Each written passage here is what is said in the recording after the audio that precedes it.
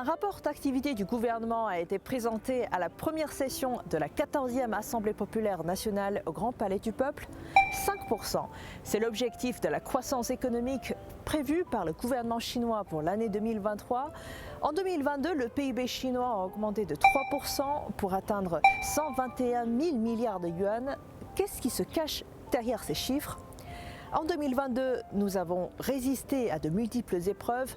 L'accélération des transformations mondiales, les conséquences de la crise sanitaire, la tendance de la baisse de l'économie. La Chine a réalisé une croissance moyennement rapide sur une base élevée. En ce début d'année 2023, les indicateurs de l'économie chinoise sont plutôt encourageants, surtout après l'assouplissement des mesures anti-Covid-19. Le FMI et les grandes banques d'investissement ont relevé leurs prévisions de croissance économique de la Chine. L'objectif fixé par le gouvernement chinois d'environ 5% est conforme aux attentes du marché.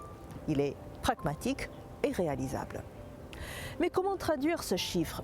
Qu'est-ce qui se cache derrière ce chiffre qui ne peut pas tout résumer? Tout d'abord, le bol de riz de 1,4 milliard de personnes est assuré en Chine. Un adage chinois dit « la nourriture est en effet primordiale pour le peuple ». La sécurité alimentaire est aussi très importante à l'international. Des greniers pleins sont en effet la base du développement. Et quoi d'autre? 12 millions de nouveaux emplois créés dans l'agglomération urbaine l'an dernier. La stabilité de l'emploi est en effet un indicateur important du fonctionnement de l'économie et c'est aussi l'un des fondements du bien-être du peuple. Des portefeuilles bien garnis redonnent confiance dans la vie et relancent la consommation.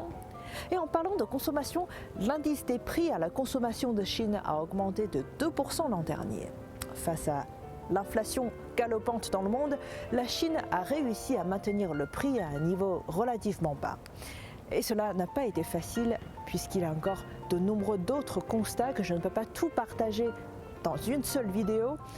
Mais si je devais résumer en quelques mots, je choisirais l'orientation vers un développement de haute qualité, les objectifs généraux de développement de la Chine à l'horizon 2035 sont de mettre en place un système économique moderne et de créer un nouveau modèle de développement.